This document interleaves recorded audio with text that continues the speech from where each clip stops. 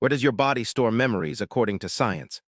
Memories are primarily stored in your brain, especially in the hippocampus and cerebral cortex. The hippocampus acts like a memory librarian, organizing new experiences and deciding which become long-term memories. The cortex stores these memories across different regions depending on the type, like visual or auditory information. This complex network allows you to recall everything from your first day of school to the sound of your favorite song. At the microscopic level, memories live in synapses, the junctions between neurons. When you learn something new, these synapses change and strengthen in a process called synaptic plasticity. This rewiring creates new pathways and solidifies memories. The more you revisit a memory, the stronger these connections become, making recall faster and easier. Surprisingly, your body itself stores a type of memory called muscle memory.